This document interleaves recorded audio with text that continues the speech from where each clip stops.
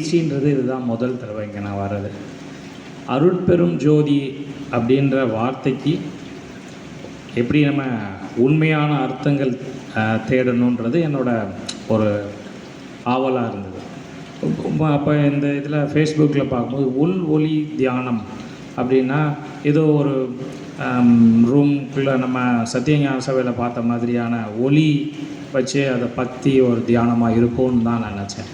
ஆனால் இங்கே வந்ததுக்கப்புறம் தான் நான் நினைக்கிறது வேறு. இங்கே அதாவது பெருமாள் வள்ளலார் ஐயா சொல்லி கொடுத்துட்டு போகிறது வேறு அப்படின்றத நான் புரிஞ்சுக்கிட்டேன் முதல்ல. ரெண்டாவது, மனம் உருகி நான் ஐயா காலையில் சொல்லும்போது சொல்லியிருந்தாங்க, ஒரு ஐயா பாட்டு படித்தாங்கல்ல காலையில், அது என்ன செஷன்றது ஞாபகம் இல்லை. பட் மனம் உருகி கண்ணீர் வந்தது அப்படின்னா எனக்கு இந்த கிளாஸில் மனசை விட்டு ஒரு அழுகையில் ஒரு சந்தோஷம் அப்படின்றது இன்னைக்கு காலையில் தான். அது காலையில் நான் உணர்ந்த தருணம். அதாவது கடைசி வரியில் ரொம்ப அம்மா சொன்ன மாதிரி நம்மளுடைய உயிர் ஆன்மாவில் போய் தொடுகிற மாதிரியான வார்த்தைகள். என்ன பாவம் செய்தேன் இந்த பிறவி எடுத்து நான் எப்படி கடைந்தேறுவேன் அப்படின்ற வார்த்தை ரொம்ப ரொம்ப உண்மையான உளப்பூர்வமான வார்த்தைகளாக இருந்ததுனால அந்த கண்ணீர் வந்துச்சு.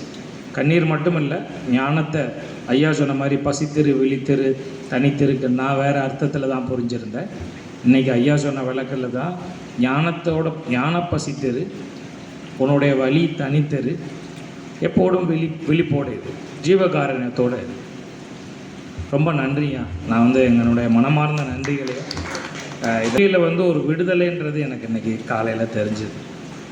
அது எல்லோரும் சொல்லுவாங்க ஒரு இதில் அழுகையில் கொஞ்சம் விடுதலை இருக்கும். ஆனால் அந்த வார்த்தையில் அந்த விடுதலையை நான் இப்போ தெரிஞ்சுக்கிட்டேன். நான் கடைபிடிக்கிறதுக்கு வள்ளல் பெருமானோட அருளும் உங்களோட வழிநடத்தலும் வேண்டும். ரொம்ப நன்றி, எல்லாரும் நன்றி. வாழ்க வளமுடன். நான் இது முதல் தடவை வந்திருக்கேன். இந்த பயிற்சிக்கு ரொம்ப நாளாக வரணும்னு ஆசைப்பட்டுட்டு இருந்தேன். இந்த தடவை தான் பயிற்சி வச்சு தம்பிங்க பாடின பாட்டெல்லாம் ரொம்ப மனசுக்குள்ள ஆத்மாக்கிட்ட போகிற மாதிரி இருந்தது. ரொம்ப நல்லா இருந்தது. எனக்கு ராத்திரியே கண் கலங்குற மாதிரி இருந்துச்சு. அதை நம்ம கஷ்டப்பட்டு மறைச்சிட்டேன்.